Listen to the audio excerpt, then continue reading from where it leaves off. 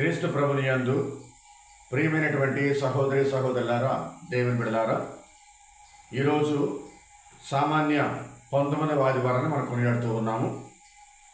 ఈ 19వ ఆదివారంలో 3 దివ్య గ్రంథ పఠనాల ద్వారా మనం వినేటువంటి సారాంశం ఏంటంటే, బిడ్డలారా, క్రీస్తు ప్రభుని యొక్క రెండవ రాకడ. ఆ క్రీస్తు ప్రభుని రెండవ రాకడ కోసం మనం ఏ విధంగా నిరీక్షించాలి, ఎదురు చూడాలి, విశ్వాసంతో నమ్మకంతో సిద్ధపడి మెలకువగా ఉండి ఆ క్రీస్తు ప్రభుని యొక్క అంత్యదినము కొరకు, రెండవ రాకడ కొరకు ఏ విధంగా మనం ఎదురు చూడాలి, ఆ ప్రభుని స్వీకరించడానికి, ఆ ప్రభుని యొక్క రక్షణ పొందుకోవడానికి మనం ఏ విధంగా సిద్ధపాటు కలిగి జీవించాలని ఈరోజు 3 పట్టణాలు కూడా మనకు తెలియజేస్తూ ఉన్నాయి. ప్రియమైన ఈరోజు మొదటి పట్టణాన్ని మనం ధ్యానం చేసుకున్నట్లయితే, మొదటి పట్టణంలో సొలొమోను జ్ఞానగ్రంథంలో మనం వింటూ ఉన్నాం. 18వ అధ్యాయము 6వ వచనం నుంచి 9వ వచనం వరకు ఈ మొదటి పట్టణాన్ని, దాని యొక్క సందర్భాన్ని ఇక్కడ గ్రంథకర్త సొలొమోను మహారాజు చక్కగా వివరిస్తూ ఉన్నాడు. ఏమంటున్నాడంటే, ఇప్పుడు బిడ్డలారా, ఈజిప్టులో ఇశ్రాయేలు ప్రజలు 300 సంవత్సరాలకు పైనే బానిసత్వంలో ఉన్నారు. అనేక కష్టాలు పడ్డారు, బాధలు పడ్డారు, హింసలు పడ్డారు, ఇబ్బందులు పడ్డారు. అయినప్పటికీ కూడా వారికి విముక్తి కలుగుతుంది, వారికి డెలివరీస్ వస్తూ ఉంది, దేవుడు వారిని దర్శించుకుంటాడు, దేవుడు వారిని విడిపిస్తాడు అనేటువంటి విశ్వాసంతో నమ్మకంతో వారు ఎదురు చూశారు అని మొదటి పట్ల మనం వింటూ ఉన్నాం. ఇశ్రాయేలు ప్రజలు వారు ఎన్ని హింసలు పడినా కానీ, బాధలు పడినా కానీ, మాకంటూ ఒక విముక్తి కలుగుతూ ఉంది, విమోచన కలుగుతూ ఉంది, మా దేవుడు మమ్మల్ని రక్షించడానికి వస్తాడు, మమ్మల్ని విడిపించడానికి వస్తాడు అనేటువంటి నమ్మకంతో ఇశ్రాయేలు ప్రజలు ఈజిప్ట్ బానిసత్వం గడిపారు. విశ్వాసంలో జీవించారు, ఎదురు చూశారు, నిరీక్షించారు దేవుని యొక్క రక్షణ కోసం, వారికి విముక్తి కోసం, వారి విడుదల కోసం. అలాగే భగవంతుడు మోషే ప్రవక్తను పంపించి వారిని విడిపించాడు. బిడ్డలారా, సహోదరి సహోదరులారా, ఇదే మొదటి పట్టణం మనం వింటూ ఉన్నాం. అలాగే వరుస గ్రంథంలో కూడా, అనగా కనాన్ దేశానికి వచ్చేటువంటి ప్రయాణంలో కూడా ఇశ్రాయేలు ప్రజలందరూ కూడా నిరీక్షించారు, ఎదురు చూశారు. ఎప్పుడు పాలస్తీన్ దేశానికి వెళ్తామా, ఎప్పుడెప్పుడు కనాన్ దేశాన్ని చూస్తామా, ఆ పవిత్రమైనటువంటి భూభాగంలో ఎప్పుడు అడుగు పెడతామా అనేటువంటి ఉత్సాహంతో, సంతోషంతో, నిరీక్షణ కలిగి, జాగరూకత కలిగి ఎదురు చూశారు ఆ పాలస్తీన్ దేశంలో అడుగు పెట్టడానికి ఇశ్రాయేలు ప్రజలందరూ కూడా. ప్రియ సహోదరి సహోదరులారా, కాబట్టి ఆ వాగ్దత్త భూమిని చేరుకోవడానికి ఎంతో ఆశతో ఎదురు చూశారు, నిరీక్షణతో ఎదురు చూశారు, మెలకువగుండి ఎదురు చూశారు ఇశ్రాయేలు ప్రజలందరూ కూడా. ఆ విధంగా ఎదురు చూసినటువంటి వారి ఎదురు చూపుకు, నిరీక్షణకు ఫలితంగా యావే ప్రభు వారికి పాలస్తీన్ దేశాన్ని ఒక వాగ్దత్త భూమిగా, దేవుడు అబ్రహాము, ఇస్సాకు, యాకోబులకు ఇచ్చినటువంటి వాగ్దానం ప్రకారంగా, నిబంధన ప్రకారంగా వారికి ఆ పాలస్తీన్ దేశానికి వారి వారసత్వంగా అనుగ్రహించేశాడు, వారికి బహుమతికి ఇచ్చేసాడు భగవంతుడు. ప్రియబిడ్డలారా, సహోదరి సహోదరులారా, అయితే ఇక్కడ గ్రంథకర్త చెప్పేటువంటి మాట ఏంటంటే, ఏ విధంగా నిరీక్షించారు ఇశ్రాయేలు ప్రజలు, ఎలా నిరీక్షించారు ఇశ్రాయేలు ప్రజలు అని మనం ఆలోచిస్తే కనుక, మంచి కార్యాలు చేస్తూ, మన నిరీక్షణ అనేది, మన ఎదురు చూపు అనేది మంచి కార్యాలు చేస్తూ నిరీక్షించాలి. ద గుడ్ డీడ్స్ అని పిలుస్తూ ఉన్నాం. మంచి కార్యాలు చేస్తూ నిరీక్షించాలా. మంచి పనులు చేసిన వాళ్ళందరూ కూడా బహుమతులు పొందుకుంటారు.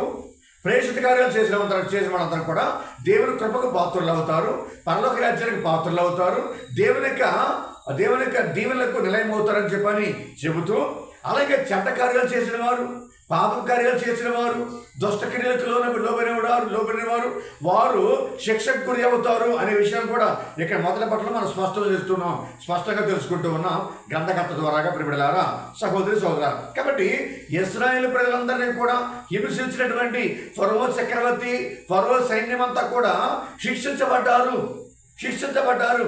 ఇశ్రాయేలు ప్రజలను ఏ విధంగా అయితే చిత్రహింసల పాలు చేశారో, నరకయాత్ర వారికి చూపించారో, అనేకమైన హింసలకు వారిని గురి చేశారో, దానికి ఫలితముగా, ఆ దుష్టక్రియలకు ఫలితముగా యావే ప్రభు వారి కళ్ళ ముందే ఈజిప్ట్ దేశంలో 10 అరిష్టాలను వాళ్ళకి ఇచ్చాడు. ఈజిప్ట్ వాసులందరికీ కూడా 10 అరిష్టాల ద్వారా వారిని శిక్షించాడు, దండించాడు విషయాన్ని మొదటి పట్ల మనం వింటూ ఉన్నాం. ప్రియబిడ్డలారా, సహోదరి సహోదరులారా, అలాగే ఎర్ర సముద్రంలో ఫరో సైన్యాన్ని మొత్తాన్ని కూడా ఆ సముద్రం ముంచేశాడు.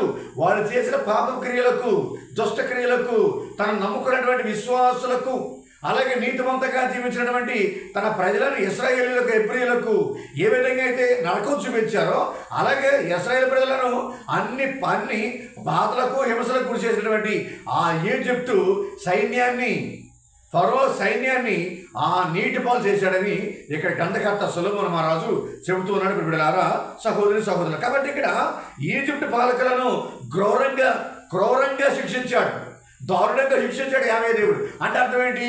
మంచి వాళ్ళకి బహుమతి, మంచి వాళ్ళకి పరలోక రాజ్యం, మంచి వాళ్ళకి దేవుని యొక్క కిరీటం, మంచి వాళ్ళకి దేవుని యొక్క సాన్నిధ్యం, మంచి వాళ్ళకి పాలు తేనె ప్రవహించినటువంటి వాగ్దత్తం యొక్క భూమి బహుమతిగా దేవుడు అనుగ్రహిస్తాడు అని, అలాగే చెడ్డవాళ్ళకి నరకం పాలు చేస్తాడని, చెడ్డవాళ్ళని భగవంతుడు శిక్షిస్తాడని, దండిస్తాడని, వాడిని సంహరిస్తాడనే విషయాన్ని ఇక్కడ మనం చూస్తూ ఉన్నాం ప్రియ సహోదరి సహోదరులారా. కాబట్టి యేసుప్రభుని యొక్క రెండవ రాకడ సమయంలో కూడా ఇదే జరుగుతుందనే విషయాన్ని మొదటి పట్టణంలో మనం తెలుసుకుంటూ ఉన్నాం. అంటే అర్థం ఏంటి? నీతిమంతులందరికీ కూడా బహుమతి పరలోక రాజ్యము, యేసుప్రభు నమ్ముకున్న వాళ్ళందరూ కూడా పరలోక రాజ్యము, విశ్వాసంతో జీవించే వాళ్ళందరూ కూడా నిత్య మోక్ష రాజ్యం లభిస్తుంది. అలాగే పాపాత్ములకు నిత్య నరకం లభిస్తూ ఉంది, పాపాత్ములకు దండన విధించబడుతూ ఉంది, పాపాత్ములకు నరక కోపంలో తోసివేయబడతారనే విషయాన్ని మనం ఇక్కడ గమనిస్తూ ఉన్నాం ప్రియ సహోదరి సహోదరులు. కాబట్టి ఇక్కడ దేవుని బిడ్డలైనటువంటి ఇశ్రాయేలు బిడ్డలకేమో వాగ్దత్త భూమి, పాలు తేనె ప్రవహించేటువంటి భూమిని వారికి బహుమతిగా దయచేసి ఉన్నాడు. అదే దేవుని బిడ్డలను, అదే నీతిమంతులను హింసించినటువంటి ఫరో సైన్యాన్ని దండించాడు, శిక్షించాడు, నాశనం చేశాడు అనే విషయాన్ని ఇక్కడ సొలొమోను మహారాజు గ్రంథకర్త మొదటి పట్టణం తెలియజేస్తూ ఉన్నాడు ప్రియ బిడ్డలారా, సహోదరి సోదరు. కాబట్టి ఇక్కడ నిరీక్షించాలి మనమందరం కూడా. మెలకువతో నిరీక్షించాలి, ఎదురు చూడాలి, be watchful and be vigilant, be waiting అనే విధంగా మనమందరం కూడా ఎదురు చూడాలి. యేసుప్రభునికి రెండవ రాకడ సమయం కోసం, పరలోక రాజ్య ప్రాప్తిని పొందడం కోసం ఈ లోకంలో జీవించే మనమందరం కూడా ఎదురు చూస్తూ ఉండాలా, మెలకువ కలిగి ఉండాలి విశ్వాసంతో అనే విషయాన్ని ఇక్కడ మొదటి పట్టణం ద్వారాగా మనం తెలుసుకుంటూ ఉన్నాం ప్రియ సహోదరి సహోదరులారా. ఇది మొదటి పట్టణం మనం వినేటువంటి సందేశం. మరి రెండో పట్టణానికి వచ్చేస్తూ ఉన్నాం. రెండో పట్టణంలో ప్రియ బిడ్డలారా, హెబ్రీ పత్రిక 11వ అధ్యాయము 1-2 వచనాలు, అలాగే 11వ వచనం నుంచి 19వ వచనం వరకు ఈరోజు రెండో పట్టణం చదవండి ఒకసారి. హెబ్రీ పత్రిక 11వ అధ్యాయము 1-2 వచనాలు చదవండి. విశ్వసించుట ఏమనగా మనము నిరీక్షించే విషయములందు నిస్సందేహముగా ఉండుట, మనం చూడజాలని విషయములను గూర్చి నిశ్చయముగా ఉండుట. పూర్వకాలపు మన పూర్వీకులు మనుషులు తమ విశ్వాసమును దేవుని ఆమోదం పొందిరి. గమనించండి, ఇక్కడ విశ్వాసం అంటే అర్థం ఏంటి? విశ్వాసం అంటే అర్థం ఏంటి? విశ్వసించడం అంటే అర్థం ఏంటి? ఇక్కడ గ్రంథకర్త చాలా చక్కగా చెప్తున్నాడు. ఏమంటున్నాడు ఇక్కడ? విశ్వసించడం ఏమనగా ఏంటది? మనము నిరీక్షించే విషయముల యందు నిస్సందేహముగా, అంటే ఏ అనుమానం లేకుండా,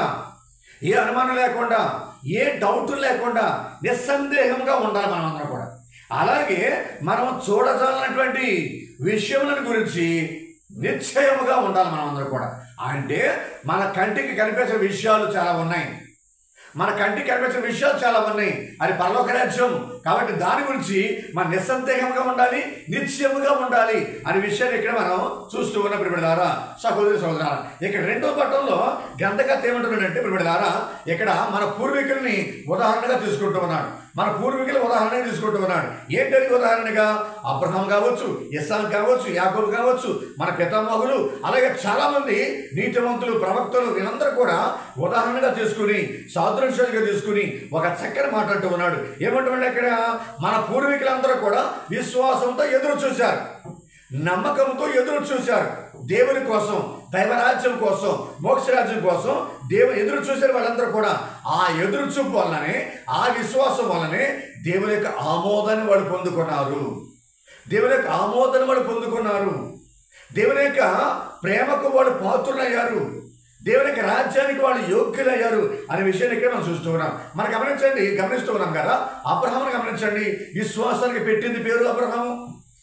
వయసు మళ్ళినా కానీ, అబ్రహాం కావచ్చు, శారమ్మ కావచ్చు, వయసు మళ్ళినా కానీ వారు విశ్వాసంతో ఎదురు చూశారు. భగవంతుడు ఇచ్చిన వాగ్దానం అనేది తప్పనిసరిగా నెరవేరుతుంది అని విశ్వాసంతో, నమ్మకంతో వాడు ఎదురు చూశారు. వాళ్ళ విశ్వాసానికి ప్రతిఫలమే దేవుడు వారికి సంతాన వరాన్ని అనుగ్రహించాడు. ప్రియబిడ్డలారా, సహోదరి సహోదరులారా, వృద్ధాప్యంలో ఉన్నప్పటికీ కూడా, పిల్లలు కనడానికి అవకాశం లేనప్పటికీ కూడా, అసంభవము అసాధ్యమైనటువంటి విషయం అయినప్పటికీ కూడా దేవుని విశ్వాసంతో నమ్మకంతో జీవించారు. కాబట్టి ఆ విశ్వాసం వారికి శక్తినిచ్చింది. శక్తి, ఆ బలం ద్వారాగా వారు సంతాన వరాన్ని పొందుకున్నారనే విషయం మనం ఇక్కడ గమనిస్తూ ఉన్నాం రెండో పాఠం ద్వారాగా. ప్రియబిడ్డలారా, సహోదరి సహోదరు, అలాగే విశ్వాసం ద్వారాగానే అబ్రహాము తన కుమారుడిని బలివ్వటానికి కూడా వెనకాడలేదు, ఇస్సాకుని. ఆ విధంగా విశ్వాసం ద్వారాగా వాళ్ళు రక్షణ పొందుకుంటూ ఉన్నారు. విశ్వాసం ద్వారాగా వాళ్ళు దేవునికి ఆమోదన పొందుకుంటూ ఉన్నారు. విశ్వాసం ద్వారాగా వారు దేవుని కుటుంబంలో సభ్యులయ్యారు. అబ్రహాము, ఇస్సాకు, యాకోబులు. ప్రియబిడ్డలారా, సహోదరి సహోదరులారా, మనం గమనిస్తూ ఉన్నాం కదా, ఇక్కడ ఈ పితామహులు ముగ్గురు కూడా గమనించండి. అబ్రహాము యొక్క సొంత దేశం ఏంటంటే హారాన్ దేశం. ఆయన జాతి ఏంటంటే కల్దీల జాతి అబ్రహాముది. మరి అటువంటి సమయంలో అబ్రహాము, తద్వారాగా తన కొడుకు ఇస్సాకు, తద్వారాగా తన కొడుకు యాకోబు, వీళ్ళ ముగ్గురు కూడా ఒక్కసారి వదిలిపెట్టి వచ్చిన దేశాన్ని మళ్ళీ చూద్దాము, మళ్ళీ వెళదామనేటువంటి విషయాన్ని వాడు మనసులోకి తీసుకొచ్చుకోవాలా. మళ్ళా వాళ్ళ దేశానికి వెళ్ళలా. మీరు గమనించండి, అబ్రహాం యొక్క కుమారుడు ఇస్సాకుకి పెళ్లి వయసు వచ్చినప్పటికి కూడా అబ్రహాం మాత్రం తన దేశానికి వెళ్ళలేదు, హారాన్ దేశానికి, తన జాతీయుల దగ్గరికి వెళ్ళలేదు, కల్దీల దగ్గరికి తను వెళ్ళలేదు. ఎవరు పంపిస్తున్నాడు ఇక్కడ? ప్రియబిడ్డలారా, సహోదరి సహోదరులారా, దమస్కు నగరానికి చెందినటువంటి వ్యక్తి ఎలియాసరు. తనకున్నటువంటి 100 మంది పనివాళ్ళలో పెద్ద పనివాడు ఈ ఎలియాసరు, దమస్కు నివాసి. అతన్ని మాత్రమే పంపిస్తున్నాడు. ప్రియబిడ్డలారా, సహోదరి సహోదరులారా, అతను పంపించి నా కొడుకుకి ఒక భార్యను, నాకంటూ ఒక కూతురిని ఆ విధంగా తీసుకునిరా, నీవు వెళ్ళు, నేను మాత్రం రాను, నువ్వు వెళ్ళి నా జాతీయుల దగ్గరికి వెళ్ళు, నా వర్గం వాళ్ళ దగ్గరికి వెళ్ళు, నా దేశం దగ్గరికి వెళ్ళి నా కొడుకుకి ఒక భార్యను తీసుకురా అని ఎలియాసర్తో ఒట్టు పెట్టించుకుని మరి పంపించాడు. ప్రియబిడ్డలారా, సహోదరి సహోదరులారా, కాబట్టి ఇక్కడ వాళ్ళు మన పితామహులు ముగ్గురు కూడా వాళ్ళు ఆలోచించింది ఏంటంటే, ఈ లోకంలో మేమందరం కూడా యాత్రికులు, మనమందరం కూడా పరదేశులు. ఈ లోకంలో ఈ భూలోక యాత్ర ఇది. ఈ భూలోకంలో మనమందరం కూడా పరదేశులు. మనకంటూ ఒక దేశం ఒకటి ఉంది. అది ఉన్నతమైన దేశం అని, అది శాశ్వతమైన దేశం అని, అది పరలోక రాజ్యం అని. ఒక ఉన్నతమైన దేశం కోసం వాళ్ళు కాంక్షించారు. వాళ్ళ ముగ్గురు కూడా ఒక ఉన్నతమైనటువంటి రాజ్యం కోసం వాళ్ళ ముగ్గురు కాంక్షించారు. అదే దైవరాజ్యము, అదే పరలోక రాజ్యము, అదే ఉన్నతమైన రాజ్యము. ఆ రాజ్యం కోసం వాళ్ళు ఎదురు చూశారు. ఆ రాజ్యం చేరుకోవడం కోసం వాళ్ళు ఎదురు చూశారు, నిరీక్షించారు. ప్రియబిడ్డలారా, సహోదరి సహోదరులు, కాబట్టి ఇక్కడ హెబ్రీ పత్రిక చదవండి ఒకసారి. 11వ అధ్యాయము 11వ వచనం చదవండి, మనకు అర్థమవుతుంది. విశ్వాసముతోనే ఈ వ్యక్తులందరూ కూడా మరణించిరి. దేవుడు వాగ్దానమునర్చిన విషయములను వారు పొందలేదు. కానీ చాలా దూరం నుండి వారిని చూసి వానికి స్వాగతం పలికిరి. గమనించండి, ఇక్కడ ఎల్లప్పుడు కూడా వీరు ముగ్గురు కూడా అనుకుంది ఏంటంటే, ఈ లోకం శాశ్వతమైనది కాదు, ఈ భూలోకం శాశ్వతమైన గృహం కాదు ఇది. ఈ భూలోకంలో యాత్రికులు, ఈ భూలోకంలో పరదేశులు అనే విషయాన్ని వాళ్ళు దృఢంగా నమ్మారు. కాబట్టి పరదేశం కోసము, పరలోకం కోసము, ఒక ఉన్నతమైన రాజ్యం కోసం వాళ్ళు కాంక్షించారు, ఎదురు చూశారు.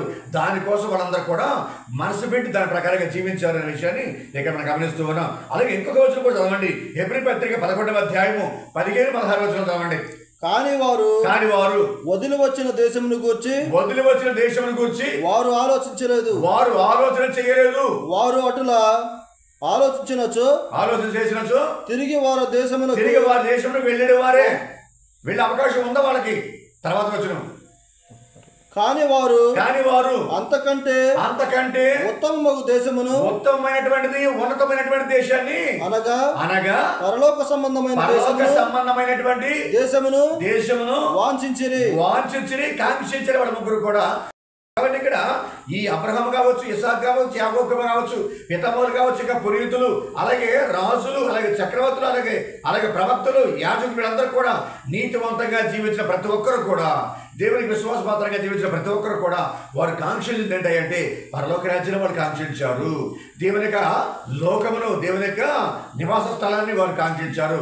దానికోసం వారు ఎదురు చూశారు, నిరీక్షించారు.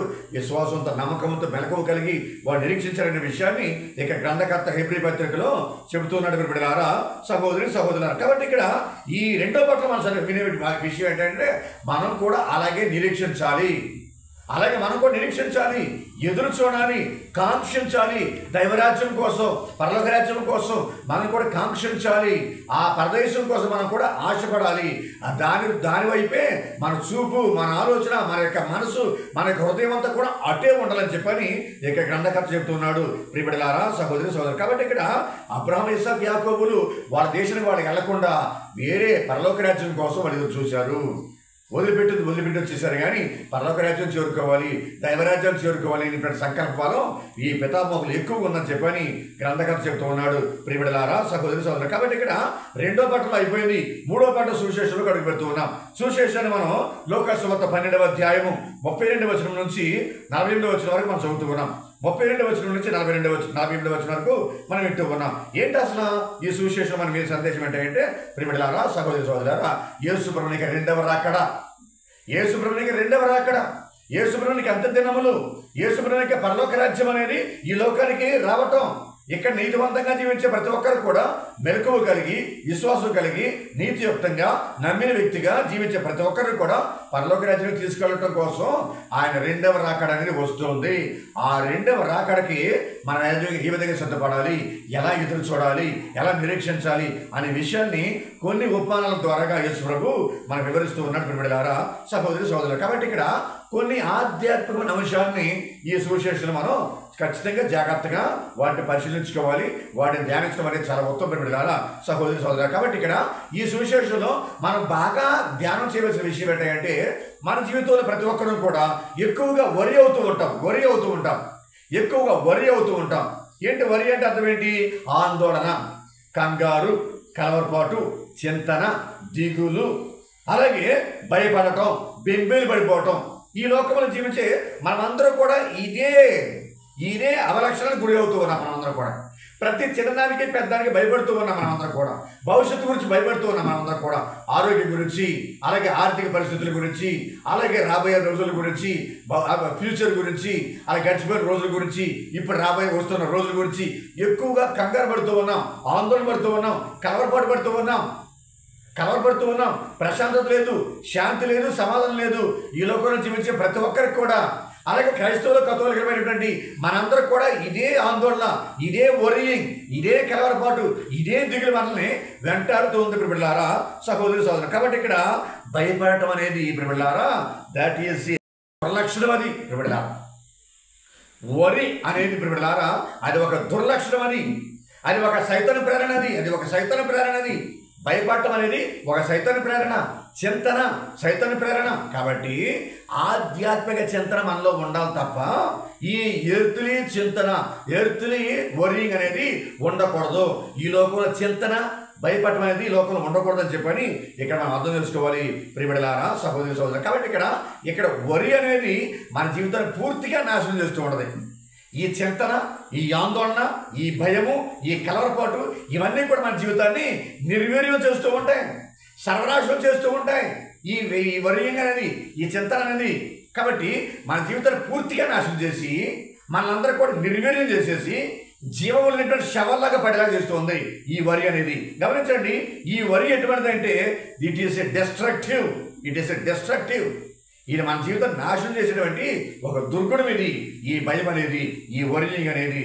కాబట్టి ఈ వరి అనేది ఒక డిసెప్టివ్ అంటే అర్థం ఏంటి? మోసపూరితమైనటువంటిది ఈ వరి అనేది, ఈ చింతన అనేది, ఈ భయం అనేది. ఏ విధంగా దేవుడి గురించి మోసం చేస్తుంది, అలాగే ఈ జీవితం గురించి మోసం చేస్తూ ఉంది, అలాగే ఆధ్యాత్మిక జీవితం గురించి, ఈ ప్రపంచ వస్తువుల గురించి, ఈ ప్రపంచ చింతన గురించి, అన్నింటిని గురించి కూడా మనకు ఉన్నది లేనట్టుగా, లేదు ఉన్నట్టుగా సృష్టించి మనకు మతి భ్రమించేలాగా చేసేటువంటిదే ఈ వరి లేదా చింతన, ఈ భయం, ఈ కంగారు, కలవరపాటు, బెంబేలు పడిపోవటం. కాబట్టి it is a destructive. It is a deceptive and it is a deformative. It is a deformative. Worry is a deformative అంటే అర్థం ఏంటి? ఇది మన జీవితంలో ఒక వైకల్యం లాంటిది. అంటే అర్థం ఏంటి? అంగవైకల్యం లాంటిది, ఇది మానసిక వైకల్యం లాంటిది ఇదంతా కూడా. కాబట్టి ఈ వైకల్యాన్ని మనం ఎప్పుడు కూడా మన దరికి రానివ్వకూడదు. It is a sin. This worry is a sin. This worry is a ఏంటది? Anti Christian. యాంటీ క్రిస్టియన్ అంటే ఏంటి? ఒక క్రైస్తవుడిగా మనం ఉండవలసిన విధానం లేకపోతే కనుక అది యాంటీ క్రిస్టియన్ అనమాట. అంటే అర్థం ఏంటి? మనం మంచి క్రైస్తవులుగా ఉండనివ్వకుండా, మంచి కథోలికులుగా ఉండనివ్వకుండా, మంచి విశ్వాసులుగా ఉండనివ్వకుండా, దేవుని బిడ్డలుగా ఉండనివ్వకుండా చెడగొట్టి నాశనం చేసి పాడు చేసేదే ఈ వరి అనేటువంటిది, ఈ చింతన అనేటువంటిది. అందుకని యేసుప్రభువు అంటున్నారు కదా, చదవండి ఇక్కడ 32వ వచనంలో ఏమన్నాడు? ఓ చిన్న మంద భయపడవలదు. లోకాసువార్త 12వ అధ్యాయం ఈరోజు సువిశేషంలో 12వ అధ్యాయం 32వ వచనంలో ఓ చిన్న మంద భయపడవలదు, మీకు రాజ్యమును ఇచ్చుట మీ తండ్రికి ఇష్టము, మీ ఆస్తులను అమ్మి దానము చేయుడు, మీ కొరకు చినిగిపోని సంచులను సమకూర్చుకొనుడు, మీ సంపదను పరలోకమున పదిలిపరుచుకొనుడు, చెదపురుగులు తినివేయవు, మీ సంపద ఉన్న చోటనే మీ హృదయం కూడా ఉండును అని యేసుప్రభువు చెప్పేటువంటి సందేశం ఈరోజు సువిశేషం. కాబట్టి ఈ వరి, ఈ చింతన ఏ విధమైనటువంటి డిస్ట్రక్టివ్ అది, అది డిసెప్టివ్ అది, అది డిఫర్మేటివ్ అది, అది సిన్ అది. అలాగే ఇది యాంటీ క్రిస్టియన్. ఒక క్రైస్తవుడు, దేవుని నమ్ముకున్న విశ్వాసి, ఒక కథోలికుడు, ఒక నీతిమంతుడు భయపడ్డాడంటే అందులో అర్థం పర్థం లేదు. ప్రియబిడ్డలారా, సహోదరి సోదరులారా, విశ్వాసం అని మనమే భయపడితే అది విశ్వాసానికి వ్యతిరేకం, అది నమ్మకానికి వ్యతిరేకం, అది క్రీస్తుకి వ్యతిరేకం, అది మతానికి వ్యతిరేకం. కాబట్టి మనం భయపడకూడదు. ఈ భయాన్ని మనం ఎదుర్కోవాలంటే ఈనాడు విన్ ఓవర్ దిస్ వరీ మనం చేయవలసిన పనులు మూడు ఉన్నాయి. ఏంటయ్యి? విశ్వాసంగా మనమందరం కూడా ప్రియబిడ్డలారా, సహోదరి సోదరులారా, ముందుగా ఆయన రాజ్యాన్ని, ఆయన నీతిని మనం వెతికితే కనుక మిగతావన్నీ కూడా ఆటోమేటిక్గా మన దగ్గరికి వచ్చేస్తాయి అనేది యేసుప్రభువే చెబుతున్నాడు. ముందుగా మనం చేయవలసింది ఏంటి? వరి అవటం పక్కన పెట్టేసి, ఆందోళన పడతాం పక్కన పెట్టేసి, కంగారు కలవరపాటు పడతాం పక్కన పెట్టేసి, ఈ లోకంలో జీవించే సమయంలో భవిష్యత్తు గురించి, ఆర్థిక స్థితుల గురించి, అలాగే సామాజిక స్థితుల గురించి, కుటుంబం గురించి, బిడ్డల గురించి, అన్నిటి గురించి కూడా ఆందోళన పడతాం, కంగారు పడతాం పక్కన పెట్టేసి మనం చేయవలసిన మొట్టమొదటి పని ఏంటంటే ప్రియబిడ్డలారా, ఆయన రాజ్యాన్ని వెతకాలి, ఆయన నీతిని వెతకాలి. అప్పుడు భగవంతుడు మిగతావన్నీ కూడా మనకి ఇచ్చేస్తూ ఉంటాడు ఈ లోకంలో జీవించే సమయంలో. ప్రియబిడ్డలారా, అది మొదటిది. ఈ వరిని, ఈ చింతనని మనం ఎదుర్కోవాలి, దాన్ని జయించాలంటే మొదటిది ఇది. మరి రెండోది ఏంటంటే గాడ్ నోస్ అవర్ నీడ్స్. ఇది మాత్రం కన్ఫర్మ్గా జాగ్రత్తగా మనం గమనించాలి. దేవుడికి తెలుసు మన అవసరాలు ఏంటో, దేవుడికి తెలుసు మన యొక్క తలంపులు ఏంటో, దేవుడికి తెలుసు మనకి ఏం కావాలో, దేవుడికి తెలుసు మనం ఏ విధంగా ఆడుకోవాలో, ఆయన ఏ విధంగా రక్షించాలో అన్నీ భగవంతుడికి తెలుసు మన గురించి పూర్తిగా. God knows our needs. So you need not to worry. కాబట్టి మనం భయపడనక్కర్లేదు ప్రియబిడ్డలారా, సహోదరి సోదరు. కాబట్టి దేవుడికి తెలుసు కాబట్టి మన అవసరాలన్నీ కూడా, మన అక్కర్లన్నీ కూడా ఆ భగవంతుడు తీరుస్తాడు. ఏ సమయంలో ఏ దీవెన ఇవ్వాలో, ఏ సందర్భంలో ఏ విధంగా మనం రక్షించాలో ఆ భగవంతుడికి తప్పనిసరిగా తెలుసు. కాబట్టి మనం కంగారు పడినంత మాత్రాన, ఆందోళన పడినంత మాత్రాన, కలవరపడినంత మాత్రాన, ఓవర్ థింకింగ్ చేసినంత మాత్రాన మనం చేయగలిగింది ఏమీ లేదు. కానీ మన విశ్వాస జీవితాన్ని మనం నాశనం చేసుకుంటూ ఉన్నాం. It is a deformative, it is a defective, it is a deceptive and it is a destructive. కాబట్టి ఇది పాపము, ఇది దుర్మార్గము, మన జీవితం మొత్తాన్ని కూడా నాశనం చేస్తూ ఉంది. ఈ భయము, ఈ చింతన, ఈ వేదన, ఈ ఆందోళన, ఈ కంగారు, ఈ కలవరపాటు. కాబట్టి ఈ వరిని మనం పక్కన తప్పించాలంటే మనం చేయవలసిన పనులు మూడు ఏంటది? మొదట ఆయన రాజ్యాన్ని వెతకాలి, ఆయన నీతిని వెతకాలి మొట్టమొదటిగా. రెండోది ఏంటంటే దేవుడికి తెలుసు నా పరిస్థితి మొత్తం కూడా, దేవుడికి తెలుసు నా బాధలన్నీ కూడా, దేవుడికి తెలుసు నా అవసరాలన్నీ కూడా, దేవుడికి తెలుసు నా కుటుంబ పరిస్థితి అంతా కూడా అనే విషయాన్ని మనం దృఢంగా నమ్ముకోవాలి. అది రెండవది. మరి మూడోది ఏంటంటే ప్రియబిడ్డలారా, సహోదరి సహోదరులారా, మనం ఇప్పుడు కూడా మన సంపదల యందు మనం జాగ్రత్తగా ఉండాలి. We need to be cautious of our own richness, of our own treasures, of our own properties. అంటే అర్థం ఏంటి? మనం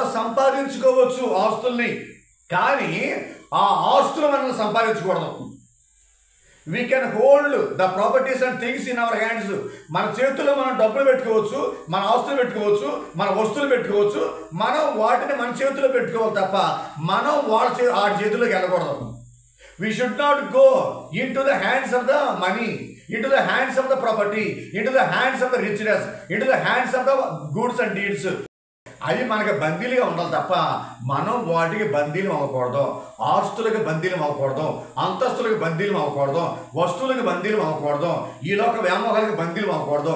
అవి మన చేతుల్లో ఉండాలి తప్ప మనం వాటి చేతులకు వెళ్ళకూడదు, వాటికి మనం బానిస అవ్వకూడదు అని యేసుప్రభు అంటూ, నీ సంపద ఉన్న చోటనే నీ హృదయం కూడా ఉంటుంది అని యేసుప్రభు చాలా స్పష్టంగా చెప్తున్నాడు. ప్రియబిడ్డలారా, సహోదరి సోదరు, కాబట్టి ఇక్కడ మనకున్న ఆస్తుల గురించి, సంపాదన గురించి, డబ్బుల గురించి, రిచెస్ గురించి, వస్తువుల గురించి మనం చాలా జాగ్రత్తగా ఉండాలి.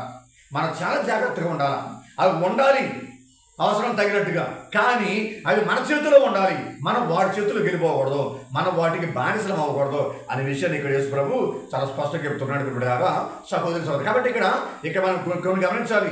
ఎందుకు మనం వాటి గురించి మనం ఎక్కువ వరి అవ్వకూడదంటే, మనం అందరం కూడా యేసు ప్రభువుని యొక్క గొర్రెల మందలో ఒక చిన్న గొర్రెపిల్ల. మనం అందరం కూడా యేసు ప్రభువుని యొక్క గొర్రెల మందలో మనం ఒక చిన్న గొర్రెపిల్ల మనం. కాబట్టి ఆ చిన్న గొర్రెపిల్లమైన మనందరం కూడా యేసు ప్రభు యొక్క కాపర్తనంలో మనం జాగ్రత్తగా ఉంటాం, భద్రంగా ఉంటాం. భయపడని అవసరం లేదు, గాబరపడని అవసరం లేదు. ఈ takes care of us very well. మనం దేని గురించి కూడా ఆందోళన పడని అవసరం లేదు. అది మొదటిది. రెండోది ఏంటంటే, ఆయన కుటుంబంలో, దైవిక కుటుంబంలో మనం అందరం కూడా చిన్న పిల్లలు, we are all children in his family. కాబట్టి మనం భయపడడం అవసరం లేదు. దేవుడి యొక్క ఇంటిలో ఉన్నాం, మనం దేవుడి యొక్క కోవిల్లో ఉన్నాం మనం అందరం కూడా. కాబట్టి మనకు భయం అనేది అవసరం లేదు. మరి మూడోది అంటే ఆయన దైవరాజ్యంలో మనం అందరం కూడా సేవకులం. We are servants in his kingdom. కాబట్టి మనం దేని గురించి కూడా వరి పడని అవసరం లేదు, చింతన పడని అవసరం లేదు. ఇది మొదటి విషయం మనం ధ్యానం చేయవలసింది ఈరోజు విశేషంలో. ఏంటది? వరి, భయపడటం, కబరపడటం, ఆందోళన పడటం. ఈరోజు విశేషంలో మొదటి విషయం అది. దీన్ని జాగ్రత్తగా మనం పరిశీలిస్తూ ఉండాలి. అలాగే రోమపత్రిక 8వ అధ్యాయము 32వ వచనం మనకు అర్థమవుతుంది. ఆయన తన సొంత కుమారుని కూడా మనందరి కొరకై సమర్పింప వెనుదీయలేదు, మరి ఇతరమైన సమస్తమును కూడా మనకు ఉచితముగా ఇచ్చివేయడా. కాబట్టి ఇక్కడ అప్పుడు సహోదరి సోదరులారా, యేసుక్రీస్తును భగవంతుడు త్యాగం చేశాడు. మనందరి కోసం కూడా ఆయన బలి సమర్పణ చేసుకున్నాడు. దేవుడి లోకమును ఎంతగానో ప్రేమించి తన ఏకైకమైన మన కొరకు సమర్పించాడు. కాబట్టి ఇంకగా మన గురించి, మన శ్రేయస్సు గురించి, మన రక్షణ గురించి మన భగవంతుడు, మన ప్రేమగల సర్వేశ్వరుడు ఇంకెంతగా జాగ్రత్త వహిస్తాడు ఆయన. కాబట్టి మనం కంగారు పడడం అవసరం లేదు, ఆందోళన పడడం అవసరం లేదు, కలవరపడడం అవసరం లేని విషయాన్ని ఇక్కడ మనం జాగ్రత్తగా గమనించాలి. ప్రియబిడ్డలారా, సహోదరి సోదరులు, కాబట్టి ఇక్కడ మన సువిశేషమైనటువంటి విషయం ఏంటంటే, మొదటిది, డు నాట్ బి వరీయింగ్. మనం వరి అవసరం లేదు, బాధపడడం అవసరం లేదు. దేని గురించి కూడా మన భగవంతుడు మనలను చాలా జాగ్రత్తగా దీవిస్తాడు, చాలా జాగ్రత్తగా కాపాడుకుంటాడు. తన బిడ్డలమైన మనందరినీ కూడా, తన కుమార్తెలు మనందరూ కూడా చాలా కంటికి రెప్పలా ఆయన కాపాడుకుంటాడు. ఇశ్రాయేలు ప్రజల దేవుడు కొనుక్కు తీయడు, నిద్రపోడనట్టుగా మన గురించి ఎంతో శ్రద్ధ వహించి మనం దీవించే భగవంతుడు, మన కాపాడే భగవంతుడు మన పక్షాన ఉండగా మనకెందుకు భయం, మనకెందుకు కంగారుపాటు, మనకెందుకు కలవరపాటు అనే విషయాన్ని సువిశేషంలో మొదటి విషయంగా మనం ధ్యానిస్తూ ఉన్నాం. అలాగే రెండో విషయం ఏంటంటే, సువిశేషంలో ధ్యానించవలసిన విషయం ఏంటంటే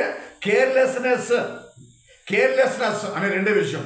ఈ కేర్లెస్నెస్ అంటే అర్థం ఏంటంటే అజాగ్రత్త, అశ్రద్ధ, లెక్కలేనితనం, పట్టించుకోము దేన్ని కూడా, అంత సీరియస్గా తీసుకోము దేన్ని కూడా. కేర్లెస్నెస్ అంటే ఇప్పుడు వెళ్ళాలా, ఈ రోజులో అందరిలో ఉన్నటువంటి ఈ దొరకడమే కేర్లెస్నెస్. జీవితం గురించి, అలాగే నైతిక జీవితం గురించి, మతం గురించి, కుటుంబం గురించి, రక్షణ గురించి, సంతానం గురించి, సంఘం గురించి అంతా కూడా కేర్లెస్నెస్సే, అంతా అజాగ్రత్తే, నిర్లక్ష్యం. ఏం కాదులే, ఏం పోదులే, పోతే పోయిందిలే అనేటువంటి అజాగ్రత్త మనలో ఎక్కువగా పెరిగిపోతుంది. ప్రియబిడ్డలారా, సహోదరి సహోదరులు, కాబట్టి ఇక్కడ ఈ కేర్లెస్నెస్ విషయంలో కూడా మనం చాలా జాగ్రత్తగా ఉండాలి ప్రియబిడ్డలారా. కాబట్టి ఇక్కడ ఈ అజాగ్రత్తని మనం ఏ విధంగా జయించాలి, ఈ లెక్కలేనితనాన్ని మనం ఏ విధంగా జయించాలి అంటే ప్రియబిడ్డలారా, మన మనసంతా కూడా యేసు ప్రభువుని యొక్క రెండవ రాకడతో నింపేసుకోవాలి. మన హృదయం అంతా కూడా ప్రభువుని యొక్క రాజ్యముతో నింపేసుకోవాలి. మన జీవితం అంతా కూడా పరలోక రాజ్యంతో నింపేసుకోవాలి, దేవుని రాజ్యాన్ని పొందాలి, దేవుని యొక్క పరలోకాన్ని పొందుకోవాలి. యేసు యొక్క రెండవ రాకడ సమయంలో నేమన్నా లేవనెత్తబడాలి, ఆ ప్రభుని యొక్క పునీతులతో నీతిమంతులతో నేను నింపబడాలి అనేటువంటి విషయాన్ని మనం ఎప్పుడు కూడా మన మనసులో పదే పదే ఆ సెకండ్ కమింగ్ ఆఫ్ క్రైస్ట్ గురించి మనం ఎక్కువగా ధ్యానిస్తూ ఉండాలి, ఆలోచన చేస్తూ ఉండాలి, మనసును మనం ఎప్పుడు కూడా పదిలపరుచుకుంటూ ఉండాలి. అందుకని ఇప్పుడు బిడ్డలారా ఈ కేర్లెస్నెస్ అనే విషయాన్ని మనం చాలా జాగ్రత్తగా డీల్ చేస్తూ ఉండాలి. ఆ కేర్లెస్నెస్ అనేది కూడా అది ఒక పాపంతో లెక్క బిడ్డలారా.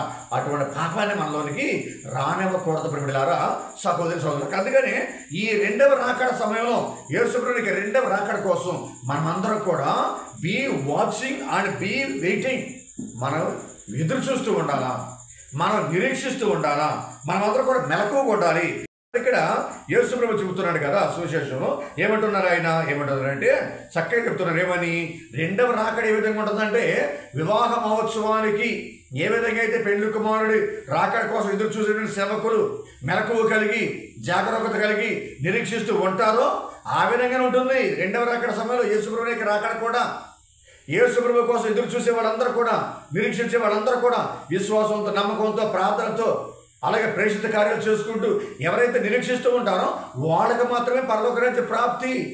వివాహ వేడుకకు వెళ్తారు వాళ్ళందరూ కూడా, కళ్యాణ మండపంలోకి వెళ్తారు వాళ్ళందరూ కూడా అనే విషయాన్ని ఇక్కడ మనం స్పష్టంగా చూస్తూ ఉన్నాం ప్రియబిడ్డలారా, సహోదరి సోదరులు. కాబట్టి ఇక్కడ యేసు ప్రభుని యొక్క సువిశేషంలో మనం చూసేది ఏంటంటే 35వ వచనం నుంచి 40వ వచనం వరకు ప్రియబిడ్డలారా యూదుల వివాహ మహోత్సవాలు, the wedding ceremonies of juice.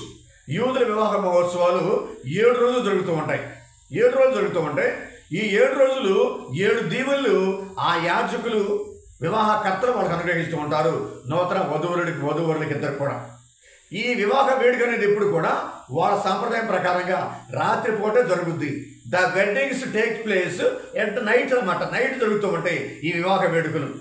ఈ రాత్రి వేళ జరిగేటువంటి వివాహాలకి ఈ పెళ్లి కుమారుడు కుటుంబ సభ్యులందరూ కూడా వచ్చేటువంటి చుట్టాలకి, బంధువులకి, ఫ్రెండ్స్కి, అలాగే సర్వెంట్స్కి వీళ్ళందరూ కూడా గొప్ప విందు ఏర్పాటు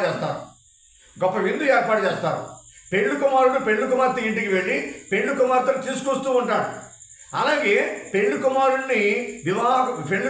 పెళ్లి కుమార్తె వివాహ వేదిక దగ్గరికి, కళ్యాణ మండపం దగ్గరికి, ఆ శుభప్రదమైనటువంటి ప్రదేశానికి వచ్చేటువంటి సమయంలో ఈ పెళ్లి కుమారుని యొక్క సేవకులు ఎప్పుడు కూడా నిరీక్షిస్తూ ఉండాలా, ఎదురు చూస్తూ ఉండాలా, కాగడలు పట్టుకుని 10 మంది కన్యకల్లాగా ఎదురు చూస్తూ ఉండాలి, నిరీక్షిస్తూ ఉండాలి.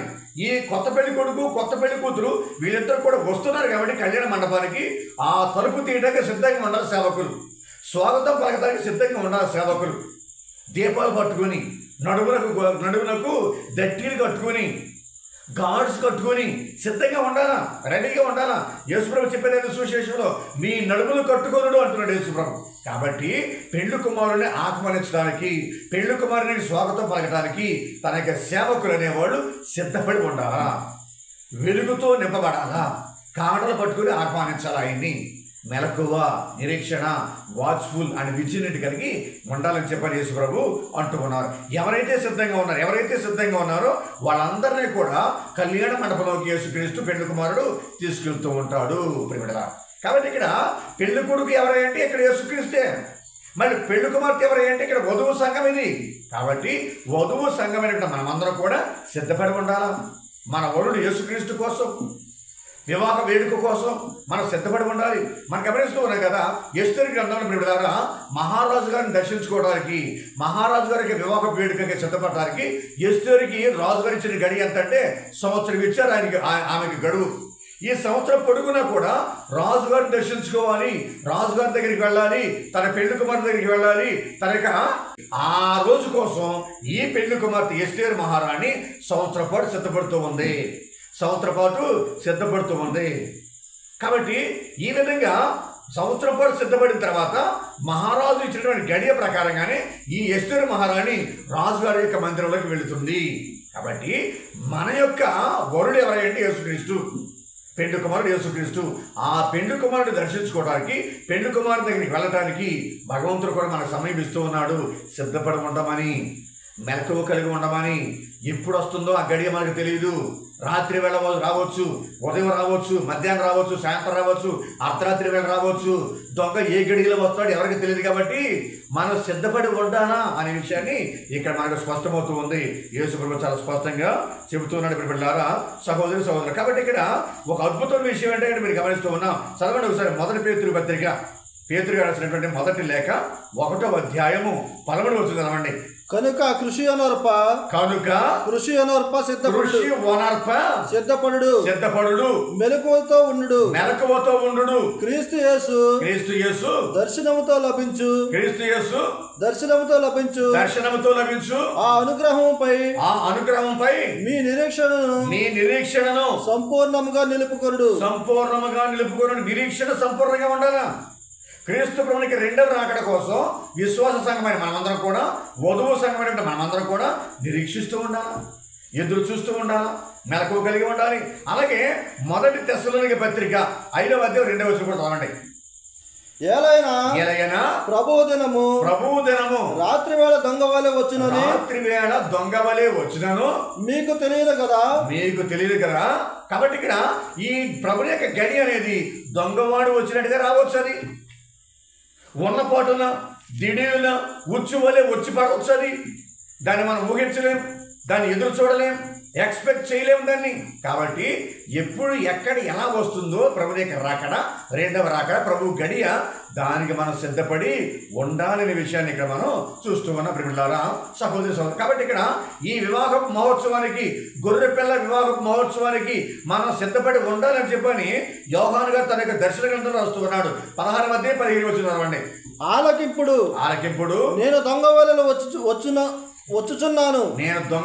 వచ్చుచున్నాను మెలకువగా ఉండి తన వస్త్రములను కాపాడుకొనువాడు ధన్యుడు. గమనించండి ఇక్కడ ప్రియులారా, మనం మన యొక్క వివాహ వస్త్రాన్ని కాపాడుకుంటూ ఉండాలి, విశ్వాస వస్త్రాలను కాపాడుకుంటూ ఉండాలి, ప్రార్థనా వస్త్రాలను కాపాడుకుంటూ ఉండాలి. కాబట్టి క్రీస్తు ధరింపజేసినటువంటి ఆ పవిత్ర వస్త్రాలను మనం కాపాడుకుంటూ ఉండాలి. చాలా జాగ్రత్తగా, చాలా చక్కగా జీవించాలని యేసుక్రీస్తు మనకు ముందుగానే హెచ్చరిక చేస్తూ ఉన్నాడు, జాగ్రత్త పడమని చెబుతూ ఉన్నాడు ప్రియులారా. ఇక్కడ విచిత్రం ఏంటంటే, ఒక అద్భుతం ఏంటంటే, ఒక హైలైటింగ్ ఫ్యాక్ట్ ఏంటంటే ప్రియులారా, సహోదరి సోదరులారా, యోధా సమాజము పెండ్లి కుమారుని ఒక రాజుగా ట్రీట్ చేస్తూ ఉంటది, పెండ్లి కుమార్తెని ఒక మహారాణిగా ట్రీట్ చేస్తూ ఉంటది, ఒక రాజుగారికి పరిచర్య చేసినట్టుగా పెళ్లి కుమారునికి పరిచయం చేస్తూ ఉన్నది వివాహ వేడుకలు. అలాగే పెళ్లి కుమార్తెను మాత్రం ఒక మహారాణిగా పరిచర్య చేస్తూ ఉన్నది ఆ వివాహ వేడుకల్లో. అంటే పెళ్లి కుమారుడు ఒక రాజు, పెళ్లి కుమార్తె ఒక రాణి.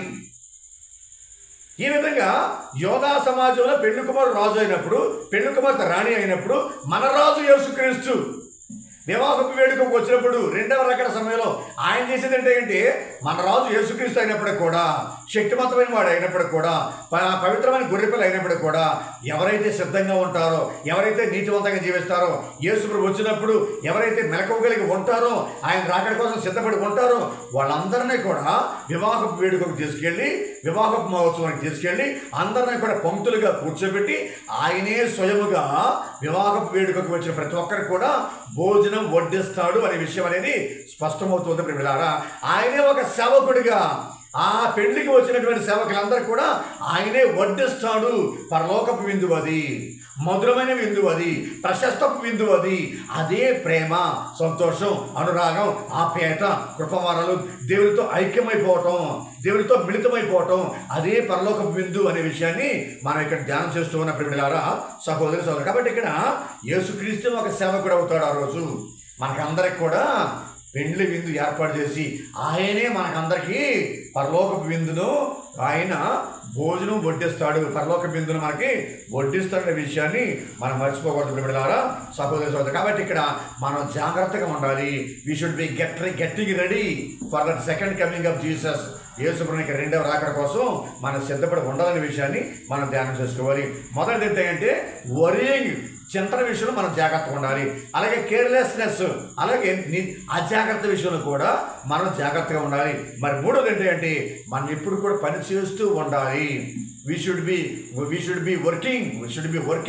మనం పని చేస్తూనే ఉండాలా. యేసు ప్రభు రెండవ రాకడ సమయంలో ఆయన వచ్చినప్పుడు మనం పని చేస్తూ ఉన్నటువంటి సేవకులాగా మనం ఉండాలి ప్రియమైన సహోదరి. కాబట్టి ఇక్కడ మన సువిశేషం మనం వినేది ఏంటంటే నమ్మిన బంటు నమ్మని బంటు అనే విషయాన్ని మనం చూస్తూ ఉన్నాం. కాబట్టి ఇక్కడ విషయం ఏంటంటే మనం పని చేస్తూ ఉండాలి. Jesus should see us working.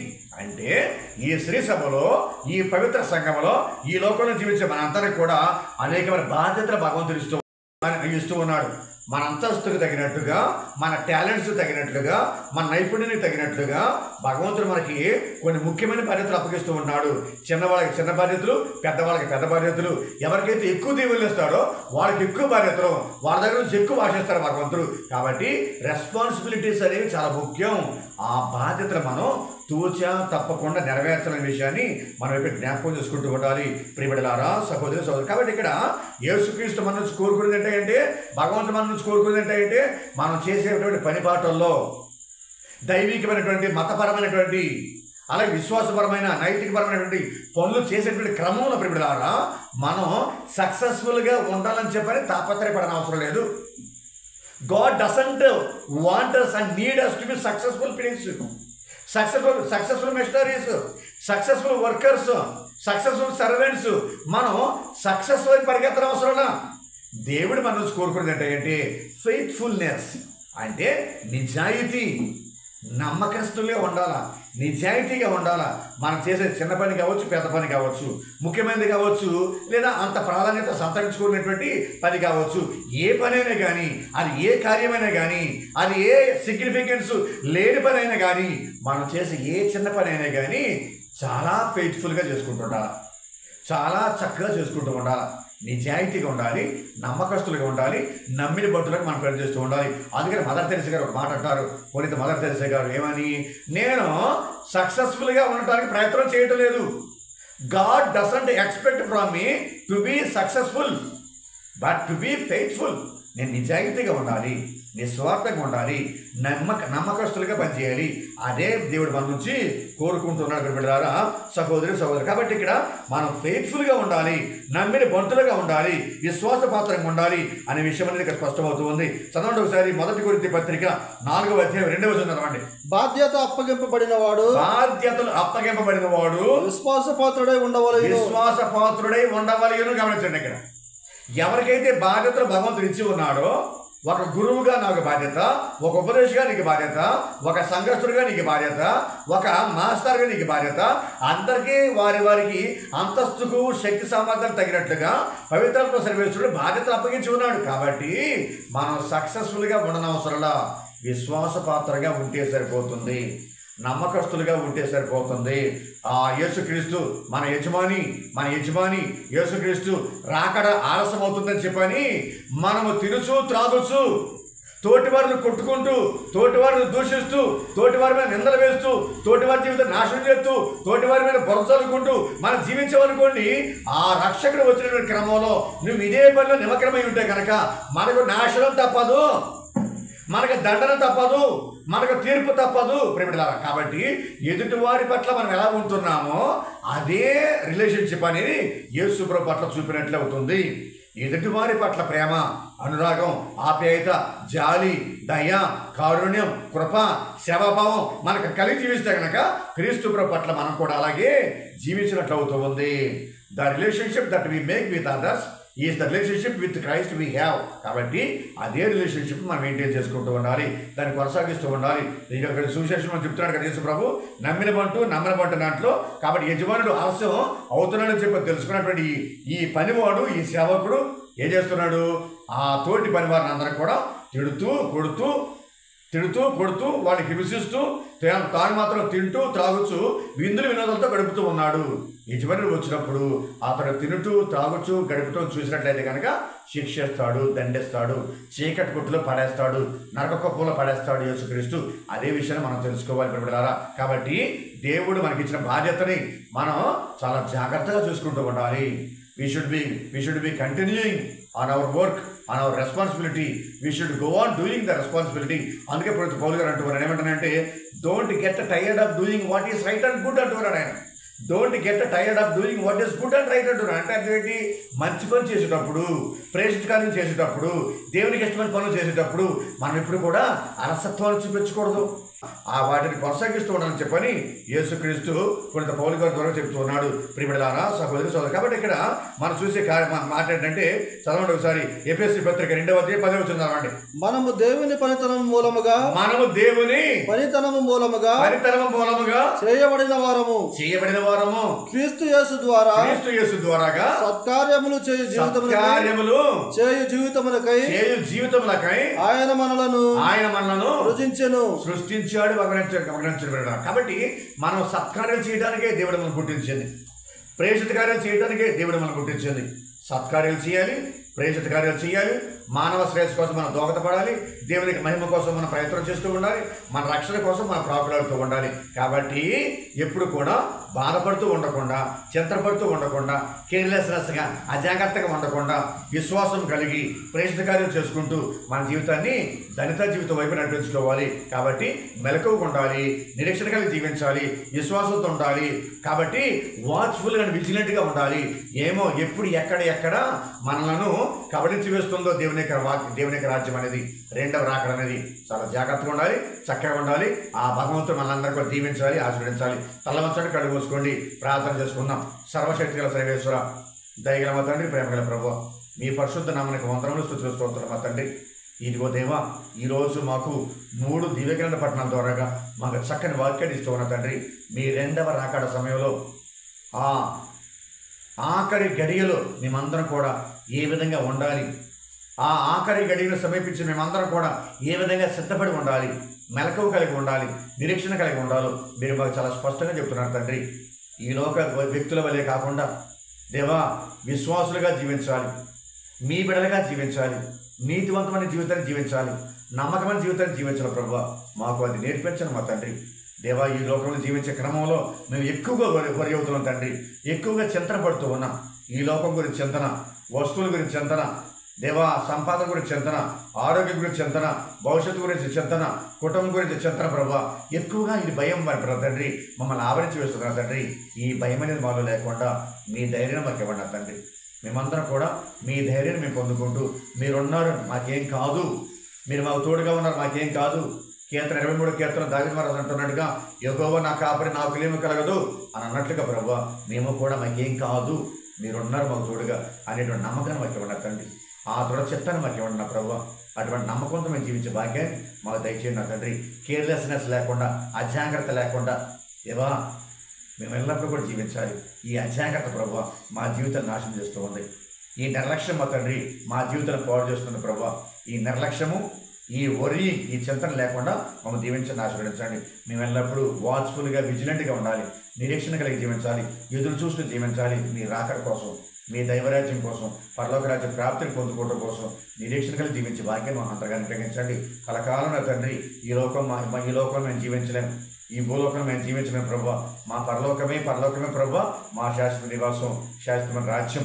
ఆ విధంగా జీవించే భాగ్యం తెచ్చి వేడుకుంటూ ఉన్నాం దేవా. ఈ వాక్యం ద్వారాగా ఎంతోమంది రక్షణ పొందుకోవాలి తండ్రి, ఎంతోమంది దీవెన పొందుకోవాలి ప్రభువా, ఎంతోమందికి వారి కుటుంబాలకు దీవెన రావాలని యేసయ్య.